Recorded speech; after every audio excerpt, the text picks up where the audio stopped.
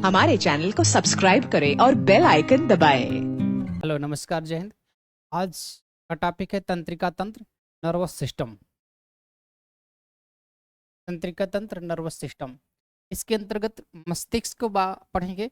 मस्तिष्क, मेरुरज्जु और तंत्रिकाओं को, यानी कि मस्तिष्क पूरे शरीर का सिस्टम किस कहाँ से प्रभावित होता है? तंत्रिका तंत्र से। तंत्रिका तंत्र से कंट्रोल समन्वयन होता है। तो यहाँ से मानव शरीर में नियंत्रण एवं समन्वयन की क्रिया मुख्य रूप से तंत्रिका तंत्र नर्वस सिस्टम द्वारा की जाती है। इसमें अंतःस्रावी तंत्र एंडोक्राइन सिस्टम जो होता है इसकी सहायता करता है। अंतःस्रावी का तंत्र एक अलग चैप्टर होगा, इसमें ग्रंथियों के बारे में पढ़ेंगे। अंतःस्रावी तंत्र वो ग्रंथियां होती है जो हार्मोन्स का श्रावण करती है। हार्मोन्स एक रासायनिक पदार्थ है और इसी के द्वारा मुख्य रूप से तंत्रिका तंत्र नियंत्रण एवं समन्वय करता है, इसलिए हार्मोन्स तंत्रिका तंत्र का सहायक है, सहायता करता है। तंत्रिका तंत्र वातावरण के प्रति अनुक्रिया रिस्पांस देने के लिए विभिन्न अंग तंत्रों का नियंत्रण करने तथा इन अंगों में समन्वय स्थापित करने, सोचने समझने, वस्तुओं को याद रखने इत्यादि से संबंधित महत्वपूर्ण कार्य करता है तंत्रिका तंत्र। सपोज करें आप कहीं खड़े हैं, बिल्कुल सावधान की मुद्रा में खड़े हैं गर्ल्स कॉलेज के बाहर, क्योंकि कॉलेज की छुट्टी होने वाली है, तो आप सावधान की मुद्रा में खड़े होकर निकलेगी आपके वाले तो देखेंगे, और तभी आपके आकर किसी ने सुई चुभो दिया। तो वातावरण के प्रति एक रिस्पांस कौन जनरेट करेगा? तंत्रिका तंत्र। ये वातावरण के प्रति एक रिस्पांस, अनुक्रिया तुरंत तंत्रिका तंत्र जनरेट कर देगा कि किसी ने सुई चुभा दिया है, हाथ हटा लो तुरंत। तो बिना सोचे समझे ही आप हाथ हटा लेंगे तुरंत, बिना कहे ही। तो ये क्या है? रिस्पांस है वातावरण के प्रति। ये कौन जनरेट करता है? तंत्रिका तंत्र ही जनरेट करता है, नर्वस सिस्टम में। सामान्य वयस्क मनुष्य में मस्तिष्क का वजन 1300 से 1400 ग्राम होता है। मस्तिष्क अस्थियों के आवरण अर्थात क्रेनियल बॉक्स से घिरा रहता है। ये मस्तिष्क जो होता है उसके बाहर मेनिंजिस नामक झिल्ली होती है, अभी पढ़ेंगे उसके बारे में। मेनिंजिस के बाहर आवरण होता है क्रेनियल बॉक्स, उसे कहते हैं। हड्डियों का आवरण होता है जो क्रेनियल बॉक्स कहते हैं।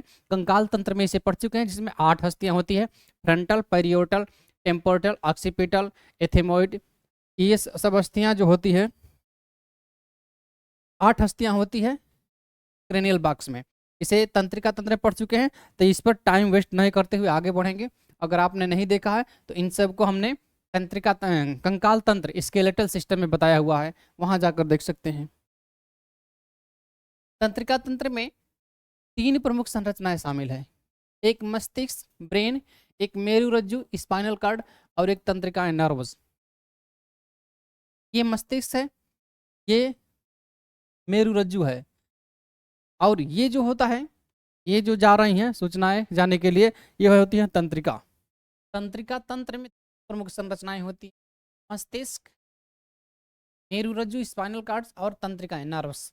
ये मस्तिष्क है, ये मेरुरज्जु है और स्पाइनल कार्ड्स, और तंत्रिकाएं होती है। तंत्रिकाएं क्या होती है? अंगों से सूचनाओं को मस्तिष्क अथवा मेरुरज्जु तक लेकर जाती है। जैसे अगर आपके अंग पर किसी ने पींचू भोया है, तो यहाँ से सूचनाएं मस्तिष्क तक पहुंच जाएगी, मस्तिष्क अथवा मेरुरज्जु तक कहीं भी जा सकती है।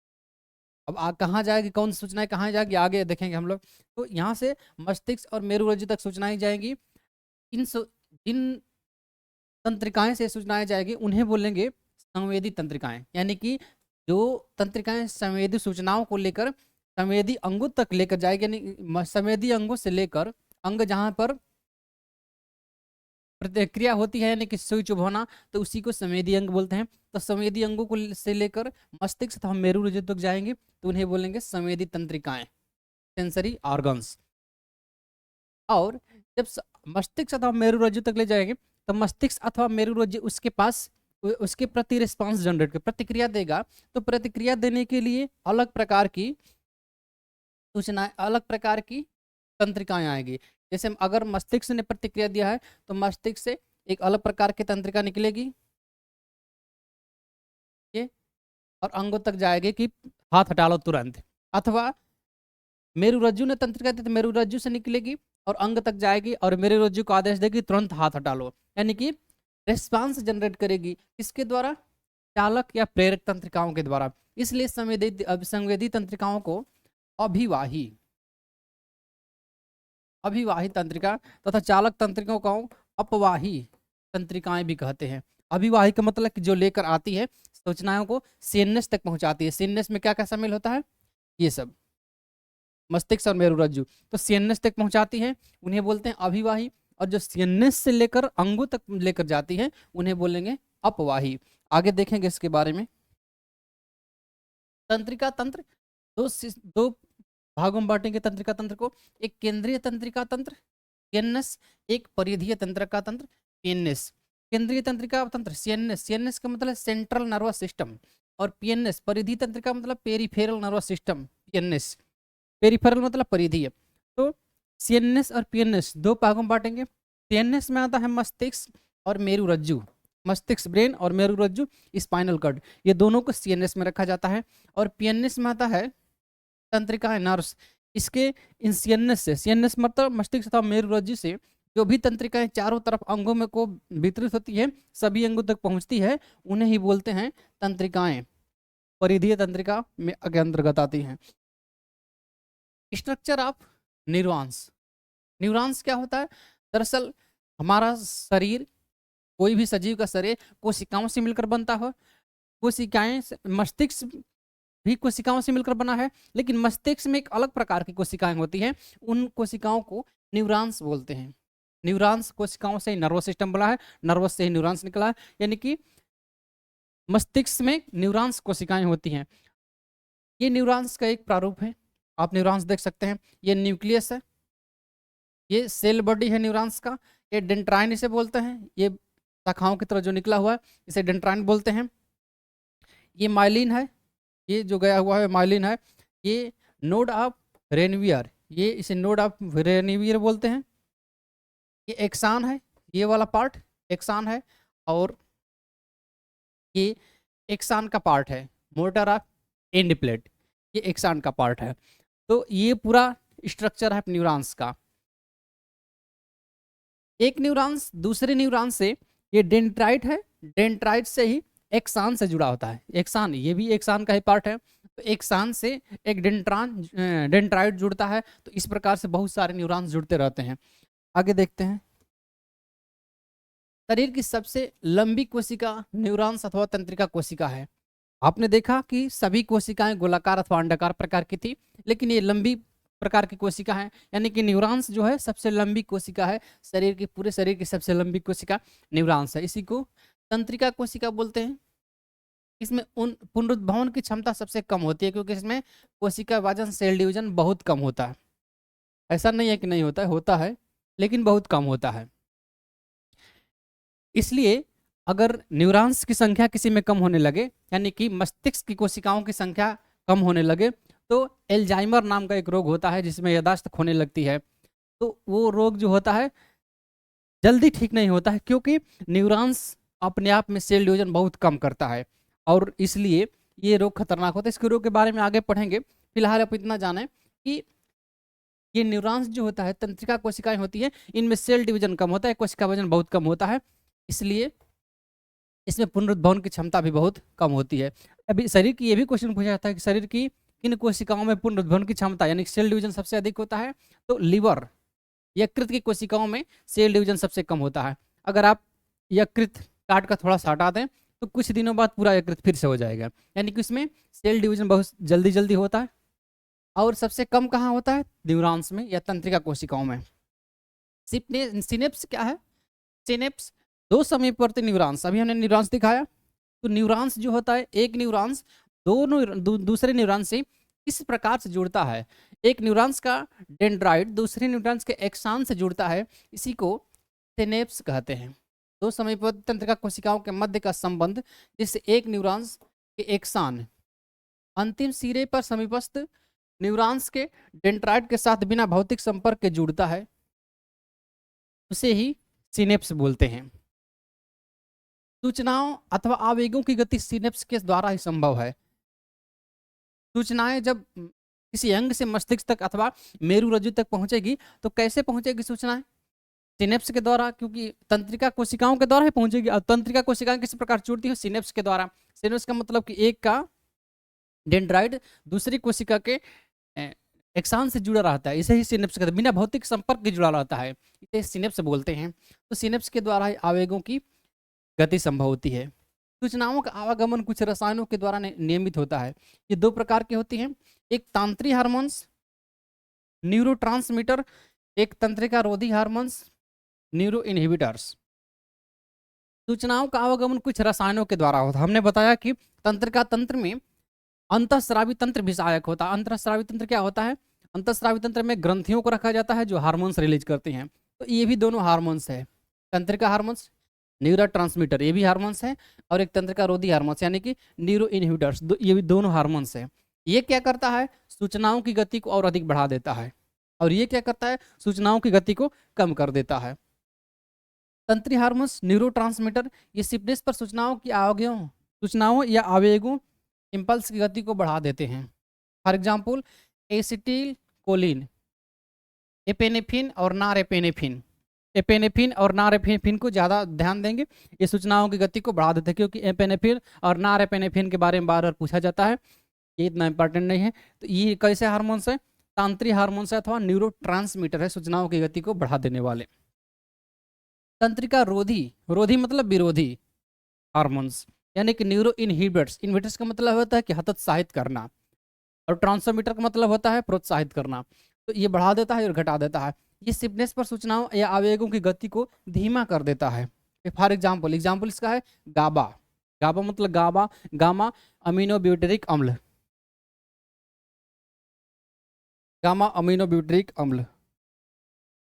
सीएनएस, सीएनएस के अंतर्गत क्या आता है? मस्तिष्क अथवा मेरुरज्जु आता है। मस्तिष्क और मेरुरज्जु सीएनएस के अंतर्गत आता है। अभी हम लोग ने देखा इसके चारों तरफ 3 आवरण पाए जाते हैं, 3 झिल्लियां पाई जाती हैं, जिन्हें मस्तिष्क आवरण या मेनिंजिस कहते हैं। हमारा मस्तिष्क जो होता है उसके बाहर एक झिल्ली होती है, और झिल्ली के 3 आवरण होते हैं। अथवा जो मेरुरज्जु होता है उसके बाहर भी एक झिल्ली होती है, उस झिल्ली के 3 आवरण होते हैं। इसे बोलते हैं डीएपी। डीएपी का मतलब वो डाई अमोनियम फास्फेट नहीं है जो खेतों में डालते हैं। डीएपी का मतलब है ड्यूरामैटर, एरेक्नोइड। डीएपी का मतलब है ड्यूरामैटर, एरेक्नोइड और पायामैटर। ड्यूरामैटर, एरेक्नोइड और पायामैटर। डीएपी ड्यूरामैटर, एरेक्नोइड और पायामैटर। ड्यूरामैटर सबसे बाहरी परत है, एरेक्नोइड मध्य परत है, और पायामैटर आंतरिक परत है। ये 3 परतें होती हैं, और तीनों परतों को मिलाकर मेनिंजिस कहा जाता है। मेनिंजिस मस्तिष्क की झिल्ली को मेनिंजिस कहा जाता है। उसमें यही 3 परतें होती हैं। सबसे बाहरी परत ड्यूरामीटर, बीच वाली एरेक्नोइड, और सबसे अंदर वाली पायामैटर डीएपी। तो देखिए एक परत है ड्यूरामेटर, एक परत है एरेक्नोइड, और एक परत है पायामेटर। तो 3 परत जो है, तो ड्यूरामेटर और पायामेटर के बीच में कुछ स्थान होगा, उसे ही अवकाश बोलेंगे। अवकाश, स्थान को अवकाश बोलेंगे। उसी प्रकार से एरेक्नोइड और पायामेटर के बीच भी स्थान होगा, उसे भी अवकाश बोलेंगे। स्थान, खाली स्थान को क्या बोलेंगे? अवकाश बोलेंगे। उसमें फ्लूइड भरा रहता है, लिक्विड भरा रहता है, इसीलिए खाली रखा जाता है फ्लूइड भरने के लिए, ताकि ये मस्तिष्क की सुरक्षा कर सके फ्लूइड के द्वारा। तो अवकाश, एक को बोलते हैं सब ड्यूरल अवकाश, और एक को बोलते हैं सब एरेक्नोइड अवकाश।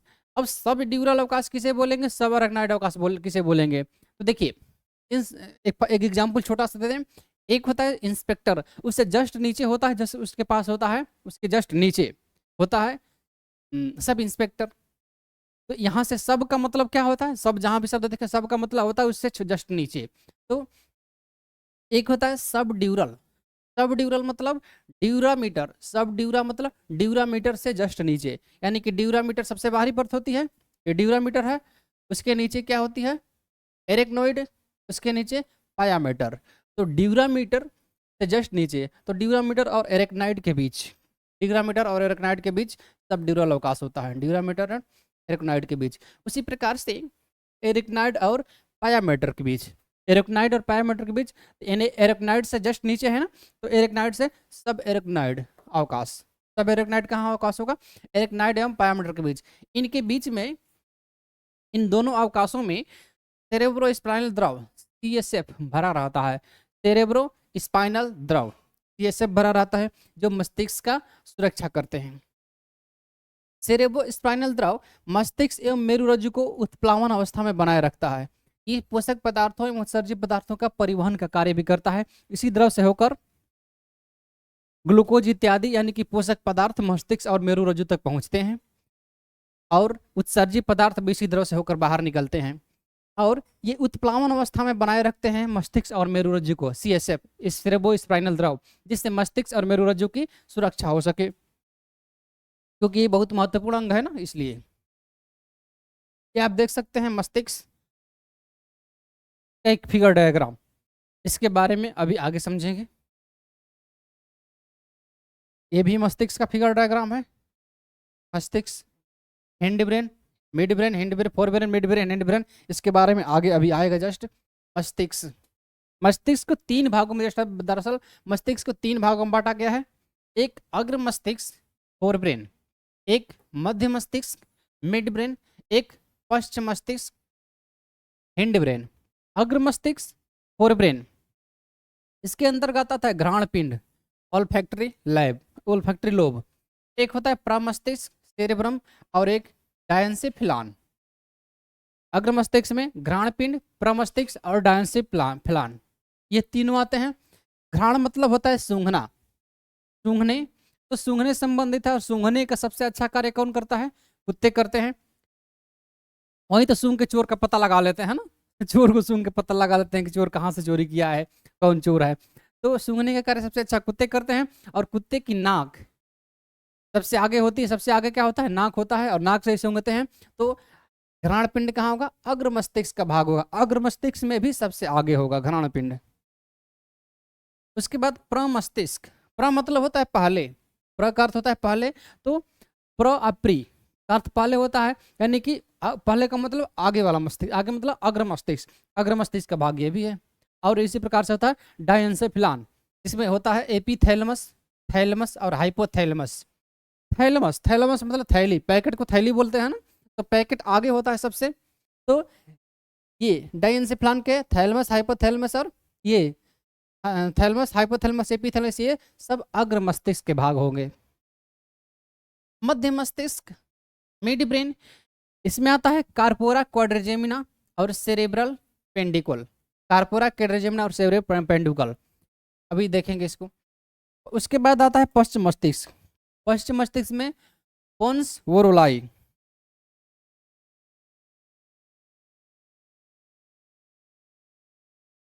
पोन्स वोरोलाई, अनुमस्तिष्क, सेरेब्रम और मेडुला ऑब्लंगाटा। पन्स, वेरुलाई, अनुमस्तिष्क और मेडुला ऑब्लंगाटा, ये तीनों पश्चिम मस्तिष्क के भाग हैं। आप यहाँ देख सकते हैं ये पूरा का पूरा अग्र मस्तिष्क है। जो इस प्रकार का, ये जो इस प्रकार का ये कलर वाला है, तो ये पूरा एक साइड एक प्रकार का कलर दिख रहा है आपको, ये पूरा का पूरा अग्र मस्तिष्क है। इसके कई भाग होते हैं, अभी आगे डिवाइड करेंगे हम लोग। इसके सबसे पहले तो 3 भाग होते हैं, घ्राणपिंड, प्रमस्तिष्क और डायंसेफिलान। इसके भी कई भाग होते हैं, 4 भाग होते हैं। प्रमस्तिष्क के भी बहुत से कई लोब होते हैं, आगे देखेंगे अभी।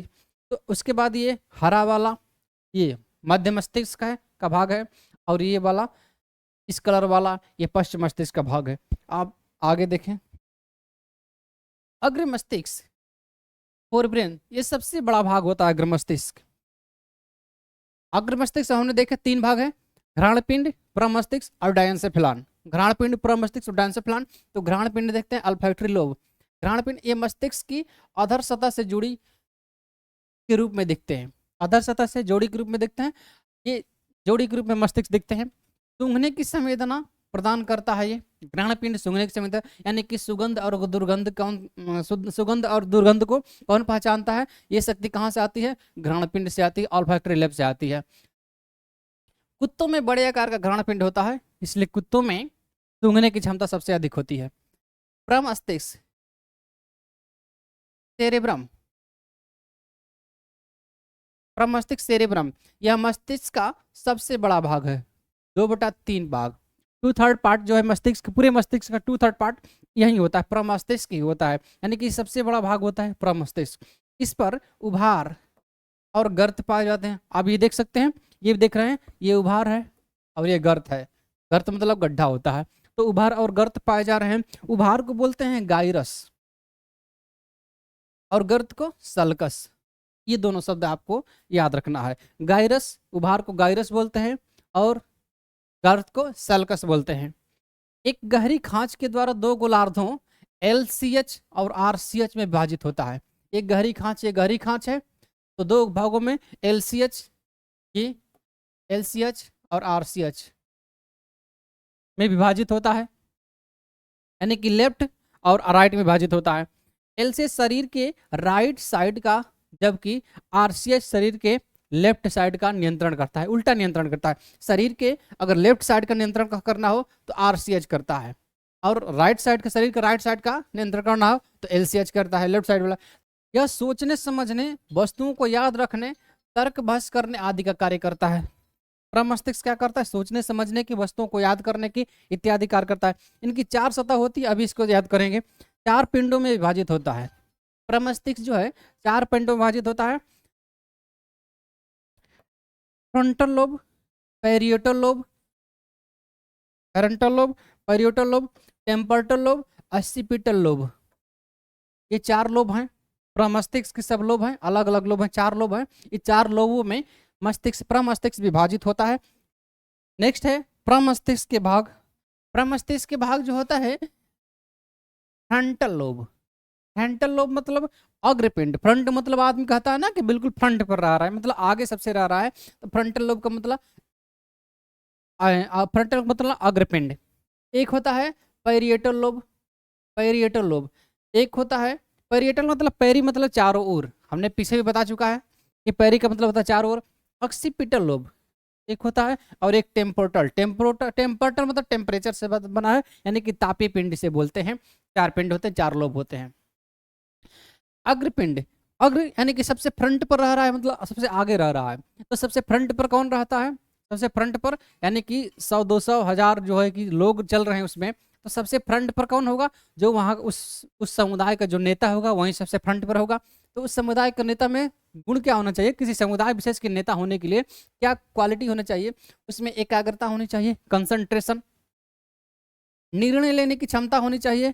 पता चला कि आप धरने पर बैठे हैं सरकार से कोई मांग मंगवाने के लिए, और सरकार कह रही है कि नहीं इसके बदले हम ये दे रहे हैं, हो सकता है उससे अच्छी बात दे रही हो, आप निर्णय ही नहीं ले पा रहे हैं कि ये सही है गलत है। तो निर्णय लेने की क्षमता होनी चाहिए तुरंत। अवरोध अथवा निषेध, उसका अवरोध और निषेध होगा है, क्योंकि अगर आप धरने पर बैठेंगे तो सबसे पहले तो पुलिस आपको दौड़ा दौड़ा के मारेगी, और दौड़ा दौड़ा के मारेगी यानी कि अवरोध करेगा, निषेध करेगा। तो अवरोध और निषेध की क्षमता होनी चाहिए उसमें। व्यक्तित्व, किसी व्यक्ति को नेता होना है अगर, तो उसमें पर्सनालिटी हो उस प्रकार की होनी चाहिए ना, व्यक्तित्व तो होना ही चाहिए, तो सामान्य सी बात है। और भावनात्मक लक्षण, इमोशनल ट्रेट्स भी होना चाहिए। इमोशनल तो भावनात्मक लक्षण, लोगों को भावनाओं के द्वारा बहा लेने की क्षमता होनी चाहिए। जैसे नरेंद्र मोदी बोलते हैं, कभी दिखाते हैं MA की डिग्री, और कभी कहते हैं कि भाइयों बहनों मैंने 35 साल भिक्षा मांग कर खाया है। तो यानी कि भावनाओं में बहा लेते हैं मोदी जी। तो इस प्रकार से भावनात्मक लक्षण भी होने चाहिए। एकाग्रता, निर्णय, जजमेंट, अवरोध अथवा निषेध, व्यक्तित्व, पर्सनालिटी और भावनात्मक लक्षण, ये सब होना चाहिए किसी व्यक्ति को नेता के रूप में उभरने के लिए। तो यानी कि जो फ्रंट में रहने के लिए, सबसे आगे रहने के लिए। तो अग्रपिंड के यही सब कार्य है फ्रंटल लोब के। पेरिएटल लोब, पेरिएटल लोब मतलब, पेरी मतलब चारों ओर, जो आपके चारों ओर है। चारों ओर क्या है? वातावरण है। वातावरण में कभी ठंडी आती है, कभी गर्मी आती है, यानी कि जाड़े की ऋतु, गर्मी की ऋतु सब आती है ना। तो संवेदी सूचनाओं, जैसे स्पर्श, कोई आपको स्पर्श कर दिया, तो वातावरण से आकर किसी ने स्पर्श कर दिया, तो स्पर्श कैसे पता चलेगा कि हमें स्पर्श हुआ है? तो कौन पता कराएगा? Parietal lobe. ठंडा, बाहर से आपको वातावरण ठंडा है तो ठंडा लग रहा है, या आपको गर्मी है, गर्मी का मौसम में गर्मी लग रहा है, और आप AC वाले रूम में घुस गए, वहां आपको ठंडा लगने लगा। तो ठंडा कैसे लगा, गर्मी कैसे लगा, इसका अनुभव कैसे हुआ? ठंडा और गर्मी का ये कौन कराया अनुभव? पेरिएटल लोब कराया। दर्द का अनुभव, आपका कहीं कुछ दर्द कर रहा है तो उसका अनुभव कौन कराता है? Parietal lobe. तो पेरिएटल लोब क्या करता है? अपने चारों ओर, यानी कि अपने चारों ओर के अनुभव कराता है, वातावरण का अनुभव कराता है, जैसे स्पर्श, ठंडा, गर्मी, दर्द का अनुभव इत्यादि कराता है। संवेदी अंतर, संवेदी अंतर भी पेरिएटल लोब कराता है। सेंसरी डिस्क्रिमिनेशन, संवेदी अंतर का मतलब जैसे आपने अभी गर्मी है, आप धूप में आ रहे हैं, उसे आपको गर्मी लग रही है, आप अंदर आ गए रूम में और एसी में पहुंच गए, एसी में पहुंच गए आप और एसी का टेम्परेचर बहुत कम कर लिए तो आपको ठंडा लगने लगा। तो ठंडा और गर्मी में अंतर अब आपने पैदा कर लिया। अंतर कैसे कौन पैदा कराता है? पैरिएटल लोब कराता है। शारीरिक दिशा निर्देश, बॉडी ओरिएंटेशन, यानी कि शारीरिक शरीर की ओरिएंटेशन कैसे होगी, दिशा निर्देश शरीर को किस प्रकार से दिया जाएगा, ये काम भी पैरिएटल लोब भी कराता है। तो पैरिएटल लोब के काम यही सब है। उसके बाद है टेम्पोरल लोब, तापीय पिंड। तापीय पिंड का मतलब कि टेम्परेचर से संबंधित है ये, यानी कि ध्वनि ग्रहण क्षेत्र। ध्वनि ग्रहण क्षेत्र, अगर गर्मी के दिन है और उसके बाद ठंडा का दिन आता है तो टेम्परेचर में डाउन हो जाता है, टेम्परेचर डाउन। और जब टेम्परेचर डाउन होता है तो आप फिजिक्स पढ़े होंगे, टेम्परेचर जब डाउन होता है तो ध्वनि की गति बढ़ जाती है। इसलिए अगर ट्रेन कहीं दूर आपको चल जा रही है और हॉर्न दे रही है तो गर्मी के दिनों में कम सुनाई देता है अथवा नहीं सुनाई देता है, लेकिन वही चीज ठंडा के दिनों में अथवा बरसात के दिनों में ज़्यादा सुनाई देता है। तो टेम्परेचर कम होने पर ध्वनि का स्पीड बढ़ जाती है। तो ध्वनि ग्रहण क्षेत्र कौन निर्धारित करेगा? तापीय पिंड निर्धारित करेगा। Temporal lobe. अभिव्यक्ति व्यवहार,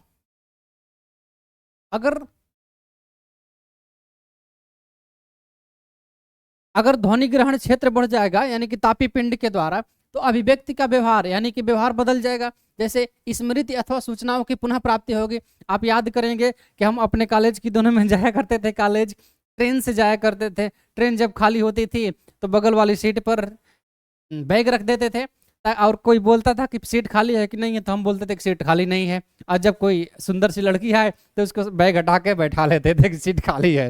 तो ये होता है, ये इन सब बातों की याद आएगी आपको जब ठंडे के दिनों आएगा और ट्रेन की आवाज़ जब आपको सुनाई देगी तो याद आएगी।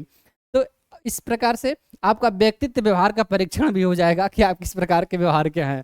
तो टेम्पोरल लोब अथवा तापीय पिंड क्या करता है? ध्वनि ग्रहण क्षेत्र, अभिव्यक्ति व्यवहार और स्मृति अथवा सूचनाओं की पुनः प्राप्ति कराता है। नेक्स्ट ऑसिपिटल लोब है। 4 लोब इसमें है, ये दोनों लोब इसके नहीं है, प्रमस्तिष्क के नहीं है ये दोनों। तो ऑसिपिटल, ऑक्सीपिटल, ऑक्स मतलब बैल होता है, ऑक्स। ऑक्सीपिटल यानी कि ऑक्स, ऑक्स से बना है ऑक्स, इसमें शब्द है ऑक्स। ऑक्स का मतलब बैल होता है। और बैल को आप लाल कपड़ा दिखाएंगे दूर से तो दौड़ा लेगा आपको, दौड़ा के और पटक के आपको पतला करके चमकीला कर देगा, यानी कि पतला करके चमकीला कर देगा। ये बात हमने स्केलेटल सिस्टम में भी बताया था कि अगर बैल को आप लाल कपड़ा दिखाएंगे पटक के आपको पतला करके चमकीला कर देगा। यानी कि शरीर की सबसे पतली और चमकीली हड्डी होती है फिबुला। बुला मतलब बैल, बुल मतलब सांड अथवा बैल। उसी प्रकार से यहाँ आक्सी है तो आक्स का मतलब भी बैल होता है, बैल अथवा सांड। आक्सी पिटल लोब क्या करेगा? दृश्य ग्रहण क्षेत्र और दृश्यों की विवेचना करेगा। आप लाल कपड़ा बुल को दिखाएंगे, सांड को, बैल को, तो वो क्या करेगा? अगर वहां से देख पाएगा वो दूर होगा, और दूर से अगर देख पाएगा और देखने के बाद भी ये अगर विवेचना कर पाएगा कि आप उसको चिढ़ा रहे हैं तो दौड़ेगा, अन्यथा नहीं दौड़ेगा। तो 2 चीजें हैं, पहली बात कि वह देख पाए और दूसरी बात वो विवेचना कर पाए कि आप उसको चिढ़ाने के लिए ही उसको लाल कपड़ा दिखा रहे हैं। तो ये 2 चीजें हैं। तो ऑक्सीपिटल लोब क्या करता है? दृश्य ग्रहण क्षेत्र और दृश्यों की विवेचना का कार्य करता है। नेक्स्ट है डायंसोफिलान। डायंसोफिलान, प्रमस्तिष्क के 3 भाग थे ना, प्रमस्तिष्क के 3 भाग थे, घ्राण पिंड, प्रमस्तिष्क, अग्र मस्तिष्क के 3 भाग थे, घ्राण पिंड, प्रमस्तिष्क और डायंसोफिलान। घ्राण पिंड सूंघने की क्षमता वाला, प्रमस्तिष्क में 4 लोब थे, चारों के अभी देखे हम लोग काम। और डायंसोफिलान 3 भागों में बटा है, थैलेमस, एपिथैलेमस, थैलेमस और हाइपोथैलेमस। प्रमस्तिष्क के नीचे स्थित होता है। यह तंत्रिका तंत्र और अंतःस्रावी तंत्र को आपस में जोड़ता है, क्योंकि अंतःस्रावी तंत्र तंत्रिका तंत्र को सहायता प्रदान करता है ना, इसलिए इन्हें जोड़ने का कार्य कौन करता है? डायंसोफिलान। डाई मतलब 2, डाई मतलब 2। साइंस में डाई को 2 बोला जाता है ना, mono di, tri, tetra, penta, hexa, octa, non, septa, octa, नंडक, इस प्रकार से होता है। तो डाई का मतलब है 2, यानी कि दोनों को ये जोड़ता है। दोनों कौन? तंत्रिका तंत्र और अंतःस्रावी तंत्र, इन दोनों को जोड़ने का कार्य कौन करता है? डायंसोफिलान। इसके 3 भाग होते हैं, एपिथैलेमस, एपिथैलेमस, थैलमस और हाइपोथैलेमस। एपिथैलेमस, इससे पीनियल ग्रंथि तथा हेविन्यूला जुड़ी रहती है। इनसे मेटालिनिन हार्मोन्स का स्रावण होता है। एपिथैलेमस से पीनियल ग्रंथि या पीस ग्रंथि जुड़ी होती है, जिनसे मेलाटोनिन हार्मोन्स का स्रावण होता है। और मेलाटोनिन हार्मोन्स क्या करता है? दैनिक क्रियाएं तथा नींद का नियंत्रण करता है। मेलाटोनिन हार्मोन्स क्या करता है? दैनिक क्रियाएं तथा नींद का नियंत्रण करता है। आपको मेला देखने जाना, आप जब आप छोटे थे तो मेला देखने जाना होता था, छोटे बच्चे जो अभी भी हैं जो मेला देखने उनको जाना होता है, जब पता चलता है कि मेला देखने आज जाना है तो शाम को सोते नहीं है। कोई घर वाला कहता भी है कि सो जा, जब मेला देखने जाना होगा तुम्हें जगा देंगे, तो नहीं कहते, बोलते नहीं हमें नींद नहीं आ रही है। तो यानी कि सोते नहीं है। क्यों नहीं सोते हैं? क्योंकि उन्हें मेला देखने के लिए जाना होता है। तो मेलाटोनिन हार्मोन्स नींद का नियंत्रण करता है। थैलेमस, इसे प्रसरण केंद्र कहते हैं। थैलेमस थैली में पैसे रखते हैं और किसी को बांटना होता है तो थैली में से निकाल निकाल के सबको बांटते हैं, यानी कि सबको प्रसारित करते हैं। तो थैलेमस को क्या बोलते हैं? प्रसरण केंद्र बोलेंगे, क्योंकि यहाँ कार्टेक्स तक जाने वाली सभी संवेदी सूचनाएं पहले यहाँ रुकती है। गंध को छोड़कर बाकी सभी संवेदी सूचनाएं मेरुरज्जु और तंत्रिका से जाने से, कार्टेक्स जाने से पहले यहाँ यानी कि थैलेमस के पास रुकती है। इसीलिए इसे प्रसरण केंद्र कहा जाता है। थैले में पैसा रखते हैं और प्रसारित करते हैं, नहीं कि बांटते हैं। हाइपोथैलेमस, जब हम सर्कुलेटरी सिस्टम पढ़ेंगे तो आपको दो शब्द मिलेगा, एक हाइपर मिलेगा, एक हाइपो। हाइपर का मतलब होता है अधिक और हाइपो का मतलब कम, यानी कि दो शब्द मिलेंगे, हाइपरटेंशन और हाइपोटेंशन। हाइपरटेंशन का मतलब कि बीपी 120 से कम या अधिक हो जाना, और हाइपोटेंशन का मतलब कि बीपी 80 से कम अथवा अधिक हो जाना। इस बात को वहां पढ़ेंगे, इससे कनेक्ट सिर्फ कर रहे हैं। तो हाइपो का मतलब होता है अधिक। यह पीयूष ग्रंथि को नियंत्रित करता है। हेडमास्टर ग्लैंड्स, सबसे मास्टर ग्लैंड किसे बोलते हैं? पीयूष ग्रंथि को। पीयूष ग्रंथि को मास्टर ग्लैंड बोलते हैं। और मास्टर को भी नियंत्रित कौन करता है? हेडमास्टर। तो इसे हेडमास्टर ग्लैंड क्यों बोलते हैं हाइपोथैलेमस को? क्योंकि यह ग्रंथि है और ये पीयूष ग्रंथि को नियंत्रित करती है। पीयूष ग्रंथि खुद ही सभी को नियंत्रित करती है, इसलिए मास्टर है पीयूष, और पीयूष को ये नियंत्रित करती है हाइपोथैलेमस, इसलिए हेडमास्टर है ये। शारीरिक तापमान का नियंत्रण करती है। शारीरिक तापमान का नियंत्रण करती है। भावनाओं का नियंत्रण करती है हाइपोथैलेमस, यानी कि भावना, हाइपो मतलब अधिक, यानी कि भावनाएं आप अधिक लेकर घूमते हैं। नहीं, क्रोध, शांति, प्रेम, भूख, प्यास, यानी कि जो ट्रेन में आप बैठे थे, बगल वाली सीट को बुक करके रखे थे कि कोई आएगी सुंदर से तो उसे दे देंगे तो मजा आएगा, सफर का मजा आएगा। उस समय क्या करता है, कोई बूढ़ा व्यक्ति आता है 50 साल का, अब बोलता है कि बेटा ये सीट खाली है। आप बोले नहीं नहीं, सीट खाली नहीं है, हमारा दोस्त गया है आके बैठेगा। तो बोलता है ठीक है, आपका दोस्त आएगा तो हम उठ जाएंगे, और उठा के बैठ जाता है। और उठा के बैठ जाता है तो आपका दोस्त गया नहीं होता कि बैठेगा, तो आपका सारा सपना, प्रेम, भूख और प्यास वाली सारा सपना चकनाचूर हो जाता है, यानी कि आपका हाइपोथैलेमस ही टूट जाता है। तो क्रोध, शांति, प्रेम, भूख और प्यास इत्यादि चकनाचूर हो जाए, यानी कि ये सब काम कहाँ से होता है? हाइपोथैलेमस से होता है। तो सुनो, हृदय स्पंदन को प्रभावित करता है। अभी हमने बताया हाइपर और हाइपो शब्द, ये दोनों शब्द हृदय स्पंदन को और श्वसन को प्रभावित करते हैं। हाइपोटेंशन, हाइपरटेंशन आगे इसके सर्कुलेटरी सिस्टम में भी पढ़ेंगे इसको हम लोग। मस्तिष्क को दो भागों में बांटे थे, अग्र मस्तिष्क, मध्य मस्तिष्क और पश्चिम मस्तिष्क। अग्र मस्तिष्क में घ्राण पिंड, प्रमस्तिष्क और डाइंसफिलान, इन तीनों को हम लोग पढ़ लिए। अब है मध्य मस्तिष्क में पढ़ेंगे कार्पोरा क्वाड्रिजिम्ना और सेरेब्रल पेंडिकल को पढ़ेंगे हम लोग। तो मध्य मस्तिष्क ये शरीर का दूसरा सबसे बड़ा भाग होता है। पहला सबसे बड़ा अग्र मस्तिष्क, दूसरा सबसे बड़ा मध्य मस्तिष्क, और तीसरा सबसे बड़ा या सबसे छोटा कह लें तो पश्चिम मस्तिष्क। अग्र मस्तिष्क के दो भाग हैं, क्वारपोरा क्वाड्रिजेमिना और सेरेब्रल पेंडिकल या क्रूरा सेरेब्राई बोलते हैं। क्वारपोरा क्वाड्रिजेमिना, क्वाड्र का मतलब 4 होता है, क्वाड्र का मतलब 4 होता है साइंस में। क्वाड्र, क्वाड्र का मतलब 4, और पोरा, पोर शब्द से बना है यहाँ पर, तो पोर का मतलब होता है छिद्र। हम कई बार बता चुके, साइंस से पोर का मतलब छिद्र होता है और क्वाड्र का मतलब 4। तो यह 4 ठोस गोलाकार छोटी संरचनाएं हैं। 4 ठोस गोलाकार छोटी संरचनाएं, गोलाकार 4 हैं। जो पोरा मतलब छिद्र, 4 छिद्र शरीर में, यानी कि 2 कान और 2 आंख, यानी कि इसे नियंत्रण कौन करता है? Corpora quadrigemina. किसका भाग है? मध्य मस्तिष्क का। तो ये विजुअल पावर, आंख मतलब विजुअल पावर, और हियरिंग, कान मतलब हियरिंग पावर, इन दोनों को नियंत्रित करता है कौन? Corpora quadrigemina. तो कॉर्पोरा क्वाड्रिजेमिना इसी प्रकार से, चलो हियरिंग पावर तो ठीक है, लेकिन विजुअल पावर ऑक्सीपिटल लोब भी नियंत्रित करता था ना। विजुअल पावर प्रमस्तिष्क के 4 लोब देखे तो उसमें ऑक्सीपिटल लोब को भी देखे थे हम। ऑक्सीपिटल लोब को, बुल को साण को लाल कपड़ा दिखा रहे थे तब, तो साण को लाल कपड़ा यानी कि ऑक्सीपिटल लोब भी विजुअल पावर को कंट्रोल करता था। और आप कह रहे हैं कि कॉर्पोरा क्वाड्रिजेमिना भी विजुअल पावर को कंट्रोल करता है। तो दोनों में फिर अंतर क्या है? दोनों में अंतर ये है कि बुल जो है, साण दूर होता है, दूर से कपड़ा दिखाया जाता है, तो उसको दिखना चाहिए। दिखना चाहिए मतलब कि उसकी रेंज के अंतर्गत होनी चाहिए। तो रेंज डिफाइन कौन करता है? वर्ड करता है, पर ऑक्सीपिटल लोब करता है। और उसे ये भी पता होना चाहिए कि वो उसको चिढ़ाने के लिए ही आप दिखा रहे हैं, तो तभी रिस्पांस करेगा, अन्यथा नहीं करेगा। तो ऑक्सीपिटल लोब में क्या होता है, अभी दिखा देते हैं, पीछे चलते हैं।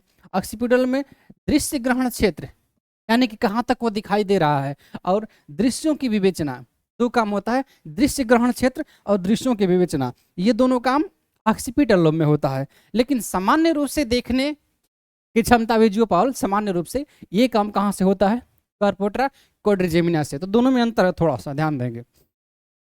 इसके बाद सेकेंड पार्ट है मध्य मस्तिष्क का, सेरेब्रल पेंडुकल अथवा क्रूरा सेरेब्राई। यह तंतुमय फाइबर्स संरचना है जो कि प्रमस्तिष्क गोलार्धों के मस्तिष्क के अन्य भागों को जोड़ता है, या मेरुरज्जु को मस्तिष्क से जोड़ता है। ये मस्तिष्क है, ये मेरुरज्जु है, यहाँ से जो जुड़ा हुआ है वो जोड़ने का कार्य कौन करता है? सेरेब्रल पेंडिकल। हमने पढ़ा मस्तिष्क को अग्र मस्तिष्क, मध्य मस्तिष्क और पश्चिम मस्तिष्क। अग्र मस्तिष्क में घ्राणपिंड, प्रमस्तिष्क और डाइंसेफेलॉन को पढ़ चुके। मध्य मस्तिष्क में कॉर्पोरा क्वाड्रिजेमिना और सेरेब्रल पेंडिकल को पढ़ चुके।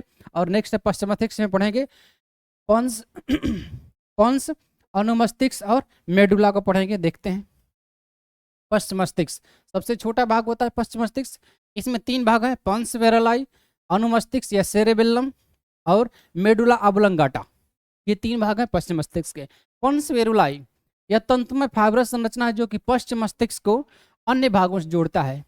पश्चिम मस्तिष्क को अन्य भागों से कौन जोड़ने का कार्य करता है? पोन्स। ये पोन्स है, आप देख रहे हैं, ये अन्य भागों से पश्चिम मस्तिष्क को ये जोड़ने का कार्य करता है। यहीं पर श्वसन केंद्र होता है, न्यूरोटॉक्सिमिटी सेंटर, न्यूरोटॉक्सिमिटी सेंटर श्वसन केंद्र होता है। तो श्वसन केंद्र होता है तो क्या करेगा? यह श्वसन क्रिया को नियंत्रित करेगा। तो पंस का कार्य क्या है? श्वसन क्रिया को नियंत्रित करना। तो ये पंस वेरुलाई का सिर्फ एक ही कार्य है, श्वसन क्रिया को नियंत्रित करने का। उसके बाद है अनुमस्तिष्क, सेरेबेलम।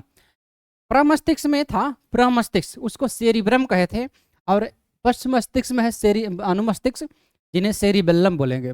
अनु मतलब छोटा और मस्तिष्क मतलब दिमाग, तो इसे छोटा दिमाग भी बोलते हैं। दरअसल छोटा दिमाग प्रमस्तिष्क को भी बोलते हैं क्योंकि वो सबसे बड़ा पार्ट होता है। सेरिबेलम, अनुमस्तिष्क, सेरिबेलम, यह मस्तिष्क का दूसरा सबसे बड़ा भाग होता है, अतः इसे लिटिल ब्रेन या छोटा दिमाग बोलते हैं। या अनु का मतलब ही छोटा होता है, अनु का मतलब छोटा और मस्तिष्क का मतलब दिमाग, तो छोटा दिमाग या लिटिल सेरेब्रम बोल सकते हैं इसको, क्योंकि मस्तिष्क का दूसरा सबसे बड़ा भाग होता है। अब पहला कौन होता है? सेरिब्रम होता है, 2/3 पार्ट वहीं होता है ना, तो इस दूसरा होता है। ऐच्छिक पेशियों की गति को नियंत्रित एवं शरीर का संतुलन बनाए रखता है। ऐच्छिक पेशियां का मतलब जो हमारी इच्छा के अनुसार चलती हैं। जैसे हाथ ऐसे है, हमें ऐसे करना है तो हमारी इच्छा के अनुसार ही होगा ना। हम चाहेंगे कि नहीं होगा सीधा तो ऐसे ही रहेगा, यानी कि हमारी इच्छा के अनुसार करेगा। हम चाहें कि अंगुलियां ऐसे रहें और हम ऐसे नहीं करेंगे तो नहीं होगा, और करेंगे तो होगा, यानी कि हमारी इच्छा के अनुसार होगा। पैर हम मोड़ेंगे तो मुड़ेगा, नहीं मुड़ेगा तो नहीं मुड़ेगा, नहीं मुड़ेगा, ये हमारी इच्छा है। लेकिन हृदय धड़कन ये तो 24 आवर धड़कता रहता है ना, वो हमारी इच्छा। हम चाहते भी हैं कि हृदय धड़कन रुक जाए 2 मिनट के लिए, तो नहीं रुकेगा। और अगर गलती से रुक गया, हमारी इच्छा से तो नहीं रुकेगा, लेकिन गलती से रुक गया तो फिर काम खत्म। हम चाहते हैं कि श्वसन दर, श्वसन तंत्र क्या होता है? श्वसन दर जो होता है, रेस्पिरेटरी रेट को कम या अधिक कर दें। हम चाहते हैं तो क्या हो जाएगा? नहीं, चाहने से नहीं होगा। श्वसन दर चाहते हैं रुक जाए, नहीं रुकेगा। यानी कि कुछ ऐसी है जो हमारी इच्छा पर निर्भर नहीं करती है, और कुछ ऐसी है जो हमारी इच्छा पर निर्भर करती है। हम चाहते हैं कि ब्लड सर्कुलेशन रुक जाए, या हम चाहते हैं कि धमनियों वाला सिराओं में चला जाए, तो नहीं होता है ना। यानी कि कुछ ऐसी होती है जो हमारी इच्छा पर निर्भर नहीं करती, कुछ ऐसी होती है जो हमारी इच्छा पर निर्भर करती है। जो हमारी इच्छा पर निर्भर करती है, जैसे हाथ मोड़ना, पैर मोड़ना, चलना, घूमना इत्यादि, तो जो भी हमारी इच्छा पर निर्भर करती है, यानी ऐच्छिक पेशियों की गति पर नियंत्रण कौन करता है? सेरिबेलम। यह एल्कोहल से प्रभावित होता है। एल्कोहल से किस प्रकार प्रभावित होता है? अनुमस्तिष्क, अनु मतलब छोटा, तो जिसके पास छोटा दिमाग होगा, बिल्कुल छोटा दिमाग होगा, तो वो क्या करेगा? वो बिल्ला प्रकार का आदमी होगा, उसके पास छोटा दिमाग है तो दारू शराब पिएगा, क्योंकि बड़ा दिमाग वाला तब दारू शराब पिएगा नहीं। छोटा दिमाग है उसको वो कहेगा कि हमारी हम वो दारू शराब पिएगा, और मना करेंगे उसको तो बोलेगा कि तुम हमको सिखाओगे, हमारे दारू से देश की अर्थव्यवस्था चलती है, तुमको सिखाओगे। तो छोटा दिमाग वाला आदमी दारू पिएगा, और दारू पिएगा तो एल्कोहल जो है, एल्कोहल क्या करता है? सेरिबेलम को ही प्रभावित करता है, यानी कि अनुमस्तिष्क को। छोटा दिमाग वाला आदमी दारू पीता है ना, तो छोटा दिमाग को अर्थात अनुमस्तिष्क अथवा सेरिबेलम को प्रभावित करता है कौन? एल्कोहल। और जब एल्कोहल इसको प्रभावित करता है तो ये अपना काम नहीं कर पाता है, और जब अपना काम नहीं कर पाता है तो इसका काम क्या है? ऐच्छिक पेशियों पर नियंत्रण। तो ये अपना काम नहीं कर पाएगा तो ऐच्छिक पेशियों को नियंत्रण नहीं करेगा, तो इसलिए जो दारू जम के पिया होगा तो इसको कहेंगे कि हाथ ऐसे करो, तो ऐसे कर देगा, वो ऐसे कर देगा, तो नहीं करेगा, क्योंकि उसको उसका सेरिबेलम काम नहीं कर रहा है अच्छे ढंग से, अनुमस्तिष्क काम नहीं कर रहा है, या गिरते गिरते ढमला जाएगा, इसे ढमला जाएगा, 4 ढमिलिया खा जाएगा, या नाली में गिर जाएगा। क्यों? जानबूझ के नहीं गिरेगा, क्योंकि उसका सेरिबेलम अनुमस्तिष्क काम नहीं कर रहा है ढंग से ना। अब जब अनुमस्तिष्क काम नहीं कर रहा है तो वो ऐच्छिक पेशियां किस प्रकार से नियंत्रित होगी पता नहीं चल रहा है ना। नेक्स्ट है मेडुला ऑब्लंगाटा। मेडुला ऑब्लंगाटा यह अनैच्छिक क्रियाओं को नियंत्रित करता है। जिस प्रकार से अनुमस्तिष्क अथवा सेरिबेलम ऐच्छिक क्रियाओं को नियंत्रित करता है, उसी प्रकार से मेडुला ऑब्लंगाटा अनैच्छिक क्रियाओं को नियंत्रित करता है। अनैच्छिक क्रियाएं क्या होती है? अभी हमने बताया था, जैसे हृदय का धड़कना, जैसे हृदय धड़कन, आंतरिक अंगों की गति, बीपी का नियंत्रण हेतु रक्त वाहिनियों की मोटाई, श्वसन गति, आहार नाल के क्रमानुकंचन गति इत्यादि। ये सब क्या है? अनैच्छिक गति। हम चाहेंगे कि रुक जाए तो नहीं रुकेगी, हम चाहेंगे कि चले तो नहीं चलेगी, यानी हमारी इच्छा पर निर्भर नहीं करेंगी, इसलिए इन्हें अनैच्छिक क्रियाएं कहेंगे। तो अनैच्छिक क्रियाओं पर नियंत्रण कौन करता है? Medulla oblongata. और ऐच्छिक क्रियाओं पर नियंत्रण कौन करता है? अनुमस्तिष्क या सेरिबेलम। एक होता है मस्तिष्क स्तंभ, जहां से मस्तिष्क जुड़ता है, अग्र मस्तिष्क, पश्चिम मस्तिष्क, और अग्र मस्तिष्क, मध्य मस्तिष्क, पश्चिम मस्तिष्क के बाद जहां से मस्तिष्क जुड़ता है एक स्टेम होता है, तना होता है, तो मस्तिष्क स्तंभ उसे बोलते हैं, ब्रेन स्टेम। इसके अंतर्गत थैलेमस और मेरुरज्जु के मध्य स्थित मस्तिष्क का क्षेत्र आता है। नेत्र को किसी वस्तु पर केंद्रित करना, ध्वनि स्रोत की पहचान करना, और हृदय नियंत्रण तथा सजगता इत्यादि इसके कार्य हैं मस्तिष्क स्तंभ के। यह है मस्तिष्क, यह है मेरुरज्जु। मेरुरज्जु स्पाइनल कॉर्ड्स के बारे में आगे पढ़ना है, मस्तिष्क के बारे में हमने पढ़ लिया, अब मेरुरज्जु के बारे में पढ़ते हैं, क्योंकि सीएनएस में तंत्रिका तंत्र में 2 भाग होते हैं, सीएनएस और पीएनएस। सीएनएस मतलब सेंट्रल नर्वस सिस्टम और पेरिफेरल नर्वस सिस्टम। तो सीएनएस में मस्तिष्क और मेरुरज्जु आता है, तो मस्तिष्क को पढ़ लिया, आगे पढ़ते हैं मेरुरज्जु के बारे में। मेरुरज्जु के 2 प्रमुख कार्य हैं, एक मस्तिष्क से आने वाले एवं जाने वाले उद्दीपनों का संवहन करना। मस्तिष्क से आने और जाने वाले जितने भी उद्दीपन हैं उसका संवहन करना मेरुरज्जु कार्य है, तथा प्रतिवर्ती क्रियाओं में समन्वयन एवं नियंत्रण स्थापित करना। प्रतिवर्ती क्रियाएं क्या होती हैं? इसके बारे में सर्वप्रथम मार्शल हॉल ने बताया था। मार्शल हॉल ने सर्वप्रथम प्रतिवर्ती क्रियाओं के बारे में बताया था। दैनिक जीवन में होने वाली वे सभी क्रियाएं जिन्हें हम बिना सोचे समझे तुरंत संपादित कर देते हैं, जैसे गर्म वस्तु से छू जाने पर हाथ तुरंत हटा लेना।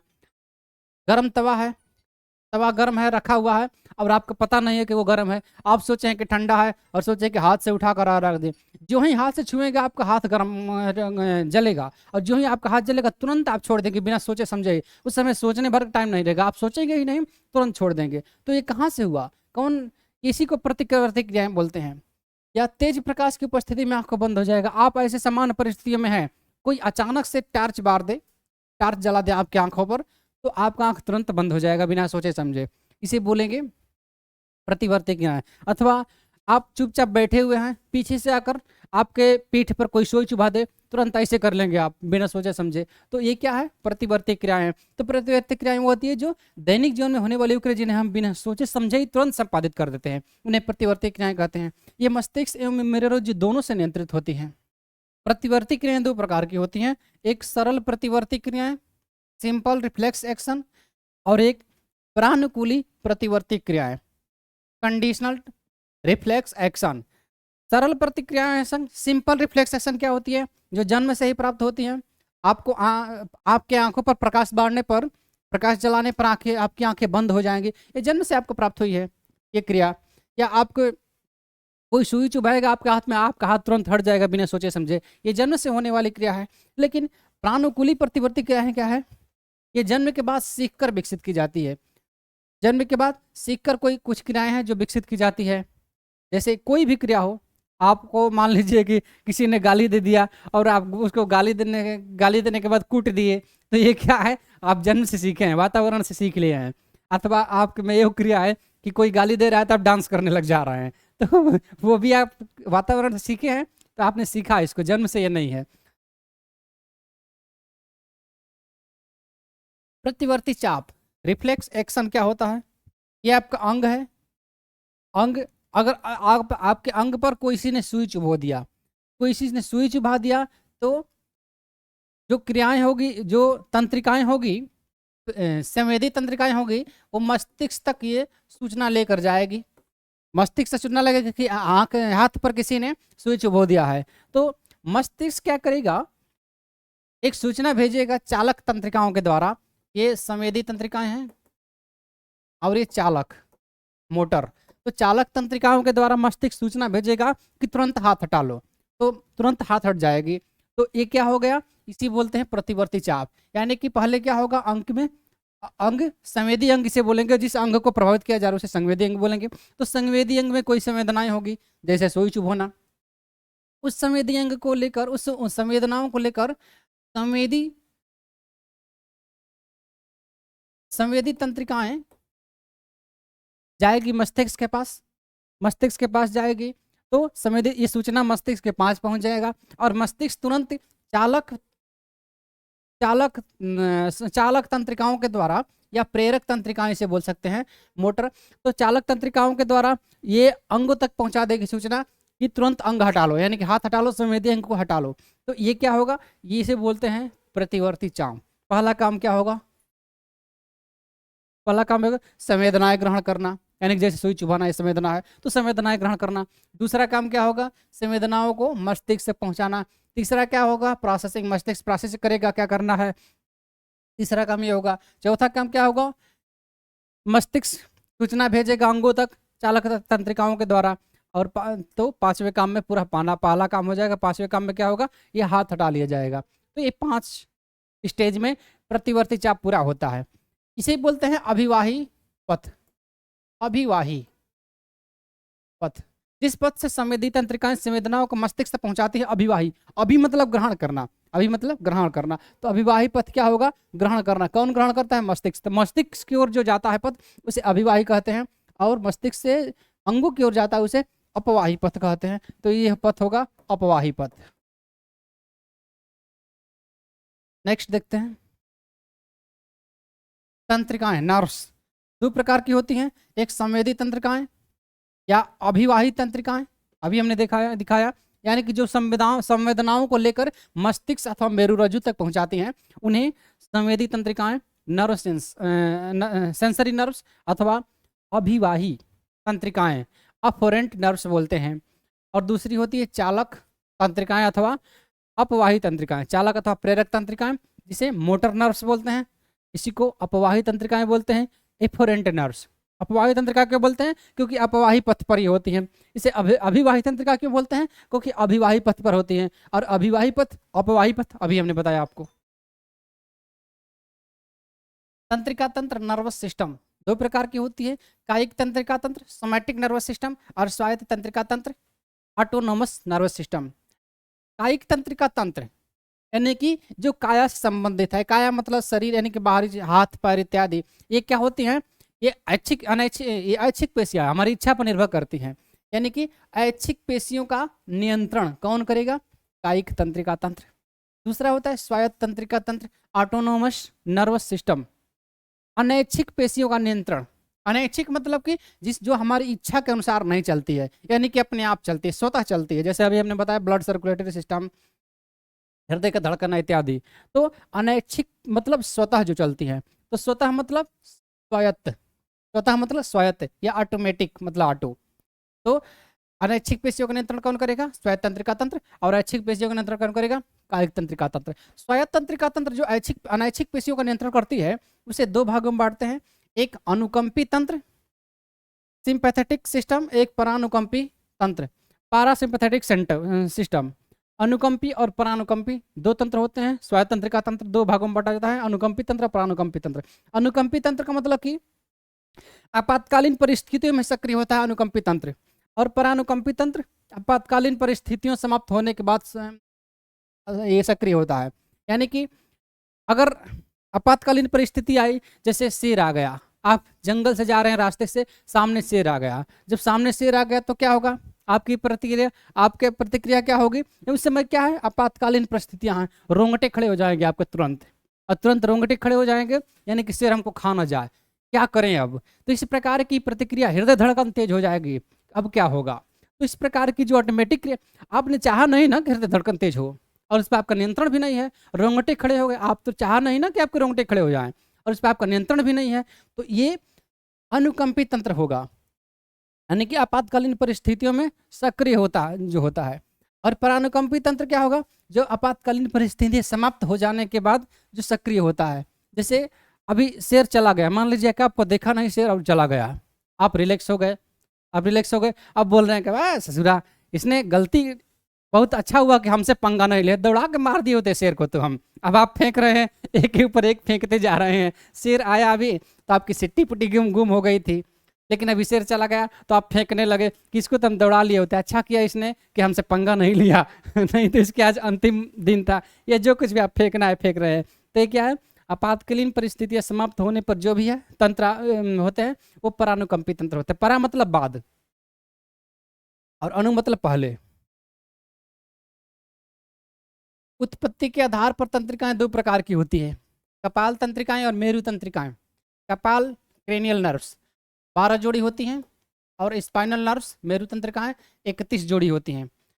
संवेदी या सेंसरी या अभिवाही इफोरेंट तंत्रिकाएं, ये वातावरण से प्राप्त सूचनाओं को सीएनएस तक पहुंचाती है, इन्हें ही संवेदी तंत्रिकाएं बोलते हैं। अभी हम लोगों ने देखा था चालक अथवा प्रेरक तंत्रिकाएं, जिन्हें अपवाही तंत्रिकाएं भी कहते हैं। ये क्या करती है? सीएनएस से प्राप्त प्रभावित अंगों तक पहुंचाती है। सीएनएस मस्तिष्क अथवा मेरुरज्जु से सूचनाओं को अंगों तक ले जाती है, और ये अंगों की सूचनाओं को मस्तिष्क अथवा मेरुरज्जु तक ले जाती हैं। कुछ तंत्रिकाएं मिश्रित होती हैं। मिश्रित का मतलब कि मिक्स्ड, मिश्र का मतलब कि वो क्या करती हैं?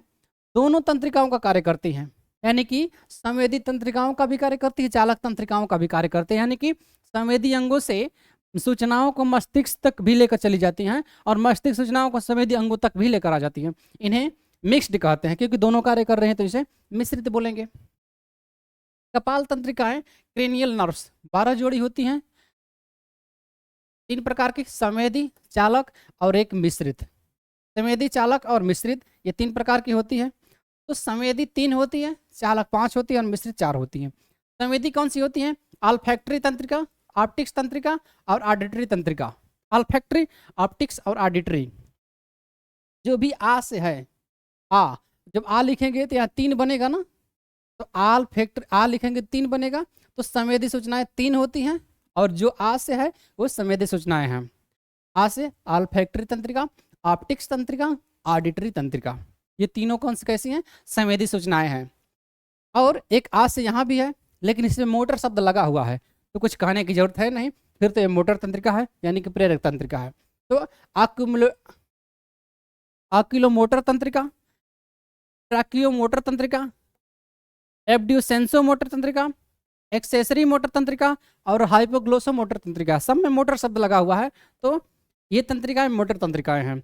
और मिक्स तंत्रिकाएं क्या होती है? ट्राइजोमाइकल तंत्रिका, ट्राइजोमाइकल यानी कि शब्द है ट्राई, ट्राई, ट्राई ट्राई करेंगे किसी चीज़ को, मान लीजिए कपड़ा ही खरीदने आप जा रहे हैं तो ट्राई करेंगे तो वो अच्छा नहीं लगेगा तो फिर दूसरा ट्राई करेंगे, वो अच्छा लगेगा तीसरा ट्राई करेंगे। तो ट्राई जो अब आदमी करता है तो क्या करता है, कई चीज़ों को ट्राई करता है। तो कई चीज़ें मतलब मिक्स्ड, यानी कि मिक्स्ड तंत्रिका ये हो जाएगी।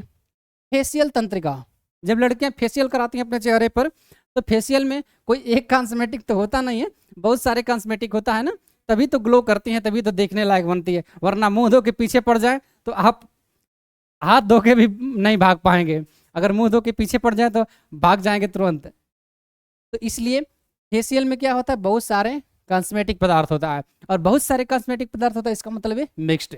तो ये फेशियल तंत्रिका कैसी होगी, मिक्स्ड, मिश्रित तंत्रिका होगी। इसी प्रकार से है ग्लोसोफेरेंजियस तंत्रिका। ग्लोसोफेरेंजियस तंत्रिका, ग्लोसोफेरेंजियस एक शब्द आया इसमें फेरे, यहाँ शब्द आया फेरे, फेरे शब्द आया है ना, फेरे। तो आप अगर फेरे लेंगे तो एक दो फेरे तो लेंगे नहीं, आप बिल्कुल 7 फेरे लेंगे 7 जन्मों का साथ निभाने के लिए, भले ही निभाएं या ना निभाएं, अगले दिन ही भले ही आप दूसरे के चक्कर में पड़ जाएं, वो अलग बात है, लेकिन 7 फेरे आप लेंगे 7 जन्म निभाने के लिए। तो 7 फेरे लेंगे मतलब 7, एक दो नहीं लेंगे 7 लेंगे, यानी कि मिक्स हो गया ना, 7 फेरे लेंगे तो मिक्स हो गया, तो ये क्या होगा, मिश्रित तंत्रिका हो गई। इसी प्रकार से वेगस तंत्रिका। वेग, आप फिजिक्स में पढ़े होंगे कि चाल और वेग में अंतर होता है। चाल, अगर किसी एक समान चाल से चलते हैं फिर भी वेग हमेशा बदलता है। वेग क्यों बदलता है, क्योंकि वेग सदिश राशि है ना, और वेग सदिश राशि यानी कि डायरेक्शन हमेशा बदलता है। कोई आगे आ गया तो आप गाड़ी मोड़ के इधर से ले जाएंगे, तो वेग आपका डायरेक्शन बदल गया गाड़ी का। अथवा कोई पीछे साइड हॉर्न दे रहा है तो आप थोड़ा साइड करेंगे और वो पीछे से आगे से निकलेगा तो आपका डायरेक्शन बदलेगा। रोड भी इधर उधर होगा तो आपका डायरेक्शन, गाड़ी का डायरेक्शन हमेशा बदलेगा, भले ही चाल बदले ना बदले। तो डायरेक्शन बदलने की वजह से वेग बदल जाएगा, क्योंकि वेग सदिश राशि है, तो वेग हमेशा बदलता है। और बदलता है मतलब मिक्स्ड, यानी कि ये भी वेगस कैसी है, मिश्रित तंत्रिका है। उसी प्रकार से कपाल तंत्रिका होती है, क्रेनियल नर्व्स 31 जोड़ी होती है। इसको तो हमने तंत्रिका स्केलेटल सिस्टम में भी पढ़ाया था इसको। तो सभी प्रकार की मेरु तंत्रिका मिश्रित प्रकार की होती हैं, यानी कि दोनों काम करती हैं, संवेदी का भी काम करती हैं, चालक का भी काम करती हैं। प्रथम 8 जोड़ी सर्वाइकल तंत्रिका कहते हैं, क्योंकि गर्दन के सामने होती हैं। इसके बाद 12 जोड़ी थोरेसिक तंत्रिका कहते हैं, थोरिस मतलब ये सीना, क्योंकि सीने के जस्ट स्टर्नम के जस्ट पीछे होती हैं। उसके बाद के 5 जोड़ी को लंबर तंत्रिका कहते हैं, क्योंकि पेट के जस्ट पीछे होती हैं। उसके बाद की 5 जोड़ी को सेक्रल तंत्रिका कहते हैं, क्योंकि उसके नीचे होती हैं। और 5 जोड़ी को, एक जोड़ी भी हमने बताया था वहाँ पर, क्योंकि पहले 5 जोड़ी होती है, बाद में जुड़कर एक जोड़ी हो जाती है। अंतिम एक जोड़ी को काक्सिजियल तंत्रिका बोलते हैं, यही टेल बोन होती है, पूंछ की हड्डी, जो हम लोगों में पूंछ नहीं होती है लेकिन पूंछ की हड्डी होती है मनुष्यों में, तो टेल बोन यही होती है। इस चीज़ को हमने स्केलेटल सिस्टम में भी पढ़ाया हुआ है, वहाँ डिटेल्स में समझाया हुआ है, वहाँ जाकर देख सकते हैं। सबसे छोटी कपाल तंत्रिका ट्रैक्लियर तंत्रिका है, और सबसे बड़ी कपाल तंत्रिका वेगस तंत्रिका है। और दोनों कैसे हैं, दोनों हैं मिश्रित तंत्रिका हैं।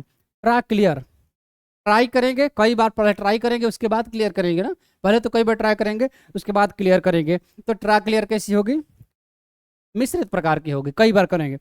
सबसे बड़ी कपाल तंत्रिका होगी थी वेगस तंत्रिका, वेग हमेशा बदलता है, तो ये कैसी तंत्रिका होगी, मिश्रित प्रकार की होगी। मस्तिष्क के भीतर 4 गुहाएं वेंट्रिकल्स पाए जाते हैं, राइनोसील, पैरासील, डायोसील और मेटासील्स। बस आपको नाम ही याद करना, इसके बारे में कुछ पढ़ना नहीं है। तंत्रिकीय संचरण मुख्यतः 2 प्रकार से होता है, एक तंत्रिका कोशिका नर्व सेल्स में संचरण, और एक तंत्रिका कोशिका से दूसरी तंत्रिका कोशिका में संचरण। जैसे एक नर्व है, मान लीजिए यहाँ कोशिका है, ये गोलाकार नहीं होती है, सामान्य कोशिकाएं गोलाकार होती है, लेकिन मस्तिष्क कोशिकाएं गोलाकार नहीं होती है। वो अभी हमने दिखाया था मस्तिष्क कोशिकाएं कैसी होती है,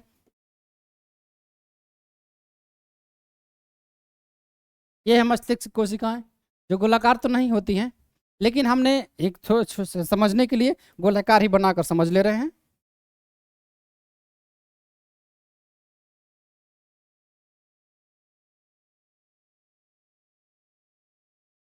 लेकिन हम समझने के लिए गोलाकार ही बनाकर समझ लेते हैं। मान लीजिए कि एक ये है और एक ये है, 2 हैं, तो एक कोशिका में सूचनाएं क्या होगी, एक कोशिका से दूसरी कोशिका से, फिर उससे कोशिका से तीसरी कोशिका, यानी कि अगले नर्व्स में, अगले नर्व्स में, अनेक सभी कोशिकाओं में जाएगी और मस्तिष्क तथा मेरुरज्जु तक पहुंच जाएंगी सूचनाएं। तो इसी प्रकार से होगी ना। तो इसमें क्या होगा, पहले तो एक कोशिका के अंदर जाएगी, उसके बाद दूसरी एक कोशिका से दूसरी कोशिका में जाएगी और उसके अंदर जाएगी। तो ये क्या होगा, दो प्रकार से होगी, एक तो कोशिका के अंदर ही सूचनाओं का ग्रहण, और दूसरी प्रकार क्या होगा, एक कोशिका से दूसरी कोशिका के अंदर सूचनाओं का ग्रहण। इसीलिए तंत्रिकी संचरण मुख्य दो प्रकार से होता है। एक तंत्रिकी कोशिका में संचरण, इसे सर्वप्रथम हेक्सेल एंड हैंकिंग्स ने बताया था। हेक्सेल ने बताया था इसे। इसमें संचरण आयनों की गति Na+K+Cl- के द्वारा संचरण होता है, यानी कि आयनों के द्वारा, यानी एक ही कोशिका में अगर संचरण होना हो सूचनाओं का, तो आयनों के द्वारा संचरण होगा, Na+Cl- K+ इत्यादि आयनों के द्वारा संचरण होगा। और एक कोशिका यहाँ है, दूसरी कोशिका यहाँ है, तो इसमें भी, ये भी एक कोशिका है, नर्व्स है, तो इसमें भी आयनों के द्वारा संचरण होगा। तो कोशिका के अंदर आयनों के द्वारा ही संचरण होता है, सूचनाओं का संचरण कोशिका के अंदर आयनों के द्वारा होता है। इसे किसने बताया था, हेक्सेल एंड हैंकिंग्स ने बताया था। और एक तंत्रिका कोशिका से दूसरी तंत्रिका, यानी कि एक कोशिका से दूसरी तंत्रिका कोशिका में संचरण किस प्रकार से होगा, ये इसके बारे में शेरिंगटन ने बताया था, चार्ल्स शेरिंगटन ने बताया था। इसमें संचरण सिनेप्स के द्वारा होता है। एक कोशिका से दूसरी कोशिका में संचरण सिनेप्स के द्वारा होता है। सिनेप्स क्या है, एक न्यूरॉन्स का डेंड्राइट दूसरे न्यूरॉन्स के एक्सान से जुड़ता है। एक कोशिका का डेंड्राइट दूसरे कोशिका के एक्सान से जोड़ता है, और यह जुड़ाव बिना भौतिक संपर्क के होता है, और इसी को तो सिनेप्स बोलते हैं, इसी क्रिया को सिनेप्स बोलते हैं। तो एक न्यूरॉन से दूसरी न्यूरॉन्स में कोशिका सूचनाओं का आदान प्रदान कैसे होगा, सिनेप्स के द्वारा। और एक ही कोशिका के अंदर सूचनाओं का आदान प्रदान कैसे होगा, सोडियम पोटेशियम पंप के द्वारा, यानी कि आयनों के द्वारा होगा। नेक्स्ट है, एक ही तंत्रिका कोशिका में संचरण के लिए सोडियम पोटेशियम पंप, इसे बोलते हैं Na+K+ को बोलते हैं सोडियम पोटेशियम पंप, उत्तरदायी है।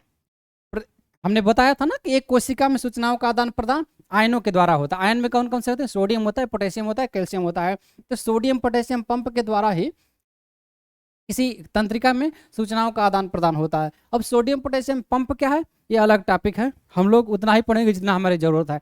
नीट के इसके अंदर जाएंगे तो नीट के लिए हो जाएगा, नीट के लिए हम लोग नहीं पढ़ रहे हैं, इसके लिए सोडियम पोटेशियम पंप के अंदर नहीं जाएंगे। बस इतना जाने कि एक कोशिका यानी कि एक न्यूरॉन्स के अंदर सूचनाओं का आदान प्रदान सोडियम पोटेशियम पंप के द्वारा होगा, अर्थात आयनों के द्वारा होगा।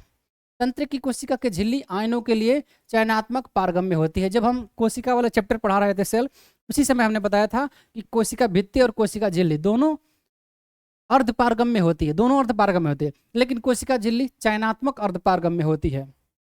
तो तंत्रिका कोशिका जो न्यूरॉन्स है वो चयनात्मक अर्धपरागम्य हो गई उसकी झिल्ली, कोशिका झिल्ली, लेकिन ये आयनों के लिए चयनात्मक अर्धपरागम्य विशेष रूप से होती है, यानी कि सोडियम पोटेशियम आयनों के लिए, कैल्शियम आयनों के लिए, तभी तो सूचनाओं का आदान प्रदान होगा ना। विरामावस्था में कोशिका झिल्ली बाहरी परत पर धनावेश तथा भीतरी परत पर ऋणावेश होता है। सपोज ये कोशिका है, ये एक कोशिका है, दो कोशिकाएं हैं, तो विरामावस्था में क्या होगा, बाहरी सतह पर धनावेश होगा, बाहरी सतह पर धनावेश, यानी कि बाहरी सतह पर प्लस है और अंदर वाली सतह पर माइनस है। और विरामावस्था में ये भी है, तो यहाँ भी बाहरी सतह पर प्लस होगा और अंदर वाली सतह पर माइनस होगा, अंदर वाली सतह पर ऋणावेश होगा, बाहरी सतह पर धनावेश होगा। अब क्या होगा, इसको एक्टिवेट किया गया, यानी कि इसी को उद्दीपन प्राप्त हुआ। उद्दीपन का मतलब उसे सूचनाएं ग्रहण हुई, और सूचनाएं ग्रहण हुई, सूचनाओं को आगे पहुंचाना है, जो ही सूचनाएं ग्रहण हुई उसे उद्दीपन प्राप्त हुआ, और उद्दीपन जो ही प्राप्त होता है ये बदल जाता है। कैसे बदलता है, बाहर प्लस है तो बाहर माइनस हो जाएगा, बाहर प्लस है तो बाहर ये माइनस हो जाएगा, और अंदर माइनस है तो अंदर प्लस हो जाएगा। अब क्या होगा, बाहर माइनस हो गया, इसका बाहर प्लस हो गया, तो ये माइनस और प्लस को आकर्षित कर लेगा, और सूचनाएं यहाँ से चली जाएंगी यहाँ पर, और यहाँ पर चले जाएगी, और जो ही सूचनाएं यहाँ पर जाएगी तो ये भी उल्टा हो जाएगा, ये भी उद्दीपन प्राप्त कर लेगा, और उद्दीपन प्राप्त कर लेगा तो ये भी उल्टा हो जाएगा, इसके भी बाहर माइनस हो जाएंगे और अंदर प्लस हो जाएंगे। तो इसी प्रकार से इसके अनेक फॉर्म में यहाँ भी होगा, तो वहाँ से अट्रैक्टर कवर हो जाएगा, माइनस प्लस एक दूसरे को आकर्षित कर लेंगे, फिर इसी प्रकार से आगे बढ़ जाएगी सूचनाएं, और इसी प्रकार सूचनाएं आगे बढ़ती हैं। एक न्यूरॉन से दूसरे न्यूरॉन्स में सिनेप्स द्वारा आवेगों का संचरण दो प्रकार से होता है। इसी के ही सिनेप्स द्वारा होता है, सिनेप्स बोलते हैं। और सिनेप्स द्वारा दो प्रकार से होता है, एक रासायनिक सिनेप्स और एक विद्युत सिनेप्स। ये जो हम बताएं ये विद्युत सिनेप्स का उदाहरण है। तो रासायनिक सिनेप्स क्या होता है, इसमें सूचनाएं रासायनिक रूप से में न्यूरोट्रांसमीटर एवं न्यूरो इनहिबिटर्स के द्वारा नियमित की जाती है। हमने बताया ये दोनों हार्मोन्स हैं और तंत्रिका तंत्र में हार्मोन सहायता करते हैं। अभी पीछे भी हम लोगों ने इसी चैप्टर में देखा। तो न्यूरोमीटर और इनहिबिटर्स क्या है, हार्मोन्स हैं। और ये हार्मोन्स क्या करते हैं, ये न्यूरोट्रांसमीटर सूचनाओं की आवेग को गति को बढ़ा देता है और न्यूरो इनहिबिटर्स सूचनाओं की गति को धीमा कर देता है। इसे हम लोगों ने पीछे पढ़ चुका है। ये क्या है, रासायनिक पदार्थ है। हार्मोन्स क्या होता है, रसायन होता है ना। तो यह रासायनिक पदार्थ है, इसलिए ये कैसा सिनेप्स होगा, ये रासायनिक सिनेप्स का उदाहरण होगा। विद्युत सिनेप्स, इसमें सूचनाएं विद्युत विभव के रूप में आयनों के द्वारा न्यूरॉन्स के बीच बने चैनल से होकर गति करता है। अभी जो हमने ये बताया ये विद्युत सिनेप्स का उदाहरण है।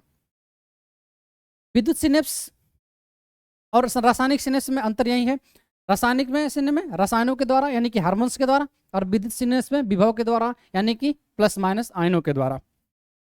इसकी गति धीमी होती है, रासायनिक सिनेप्स की गति धीमी होती है, लेकिन अधिकांश सिनेप्स इसी प्रकार के होते हैं क्योंकि तंत्रिका तंत्र में अंतःस्रावी तंत्र सहायता करता है ना, हार्मोन्स बनते हैं शरीर के अंदर। तो अधिकांश सिनेप्स हार्मोन्स प्रकार के होते हैं यानी कि इनहिबिटर्स और न्यूरोट्रांसमीटर से संचालित होते हैं, यानी कि कम और गति अधिक उनकी गति होती है। तो इनकी गति रासायनिक सिनेप्स जो कंट्रोल होते हैं इनकी गति धीमी होती है, जबकि विद्युत सिनेप्स वाले की गति प्रवाह की गति तेज होती है क्योंकि एक से दूसरी जगह तुरंत आकर्षित कर लेता है, तो इनकी गति तेज होती है। लेकिन अधिकांश किस फॉर्म में होते हैं, रासायनिक सिनेप्स के फॉर्म में होते हैं। तंत्रिकी सूचनाएं इम्पल्स के प्रवाह की गति 150 से 200 मीटर प्रति सेकंड होती है। तंत्रिकी संचरण के दौरान तंत्रिका झिल्ली पर 12 से 21 मिलीवोल्ट विभव उत्पन्न होता है। माइनस प्लस का मतलब कि यानी कि आयनों का क्या मतलब, आयनों का मतलब विभव उत्पन्न होना है। तब विभव क्या क्या होगा, विभव के विभवांतर को किस में नापा जाएगा, वोल्ट में नापा जाएगा। और क्योंकि ये बहुत कम विभव होता है इसलिए इसे मिली वोल्ट में नाप सकते हैं, मिली वोल्ट में। तो 12 से 21 मिली वोल्ट तक विभव होता है तंत्रिकी संचरण के दौरान, यानी कि सूचनाओं को आगे बढ़ने के दौरान। हमारे मस्तिष्क के बाहरी भाग धूसर द्रव्य एवं आंतरिक भाग श्वेत द्रव्य व्हाइट मैटर से बना होता है। मेरुरज्जु में उल्टा होता है। मस्तिष्क का बाहरी भाग कैसे बनता है, धूसर द्रव्य से, ग्रे मैटर से। और मस्तिष्क का आंतरिक भाग कैसे बनता है, श्वेत मैटर से, व्हाइट मैटर से, यानी कि श्वेत द्रव्य से। तो मस्तिष्क का बाहरी भाग धूसर द्रव्य, तो मेरुरज्जु का आंतरिक भाग होगा क्योंकि मेरुरज्जु में उल्टा होता है ना, और मस्तिष्क का आंतरिक भाग श्वेत द्रव्य से बनता है, तो मेरुरज्जु का बाहरी भाग हो जाएगा क्योंकि मेरुरज्जु में उल्टा होता है। से याद कर सकते हैं, बमधूर, बमधूर, ब से बाहरी और म से मस्तिष्क। बमधूर यानी कि ब से बाहरी और म से मस्तिष्क। बाहरी मस्तिष्क का बाहरी भाग धूसर द्रव्य से होता है, उसके बाद रज्जु का उल्टा हो जाएगा। कुछ इसी प्रकार से याद करते हैं, सरेआम, स से श्वेत द्रव्य, र से मेरुरज्जु, आ से आंतरिक भाग और म से मस्तिष्क, यानी कि मस्तिष्क का आंतरिक भाग श्वेत द्रव्य से बना होता है। दो रोग हैं मस्तिष्क के संबंध में, तंत्रिका संबंध अथवा मस्तिष्क के संबंध में दो रोग हैं, एक अल्जाइमर, एक पार्किंसोनिज्म। अल्जाइमर और पार्किंसोनिज्म, हमने बताया कि तंत्रिका कोशिकाओं में न्यूरॉन्स में सेल डिवीजन बहुत कम होता है, कोशिकीय विभाजन बहुत कम होता है, इसलिए इसमें नए न्यूरॉन्स बहुत कम ही बनते हैं। तो न्यूरॉन्स के नष्ट होने पर दस्त होने लगती है, यह अनुवांशिक कारणों से भी होता है। अल्जाइमर, इसमें क्या होता है, न्यूरॉन्स के नष्ट होने पर, अगर न्यूरॉन नष्ट होता है तो क्योंकि सेल डिवीजन तो इसमें कम ही होता है, तो न्यूरॉन्स की कमी होने लगती है। जब न्यूरॉन्स कमी होने लगती है तो सूचनाएं संग्रहित नहीं हो पाती है, और संग्रहित नहीं पाती तो याददाश्त खोने लगती है। इसी को क्या बोलते हैं, अल्जाइमर बोलते हैं। एक होता है पार्किंसोनिज्म, इस रोग में ऐच्छिक पेशियों पर नियंत्रण नहीं रह पाता है। ऐच्छिक पेशियों यानी कि जो हमारी इच्छा से निर्भर करते हैं, पैर हाथ का मुड़ना इत्यादि, तो उस पर नियंत्रण नहीं हो पाता है इस रोग में, पार्किंसन रोग में। हाथ पैर में अनैच्छिक कंपन तथा चेहरा भाव शून्य हो जाता है, यानी कि हाथ पैर में बिना चाहे कंपन होने लगता है, ऐसे ऐसे। अब ये नहीं है कि जो बूढ़े, जैसे बूढ़े आप व्यक्ति देखे थे ना, ऐसा उनका मुंह हिलता है ऐसा। तो वो अलग बात है कि आप किसी को देखकर मुंडी हिलाएं तो वो अलग बात हो गई, लेकिन बूढ़े व्यक्ति की जो मुंडी ऐसे हिलती है ना, इसका कुछ प्रभाव होता है। पार्किंसोनिज्म का भी कभी कोई प्रभाव होता है। इसमें क्या होता है कि अनैच्छिक पेशियों पर नियंत्रण कम हो जाता है, क्योंकि हर ढमलाने वाला व्यक्ति दारूबाज ही नहीं होता है, कुछ ढमलाने वाले व्यक्ति इश्कबाज भी होते हैं। अभी ये सिस्टम खत्म हुआ, आगे नेक्स्ट वीडियो में, नेक्स्ट एपिसोड में कुछ और सिस्टम देखेंगे। अभी वीडियो अगर लाइक कर दीजिए, वीडियो अगर पसंद आए तो लाइक कर दीजिए, शेयर कर दीजिए और चैनल को सब्सक्राइब कर लें। धन्यवाद।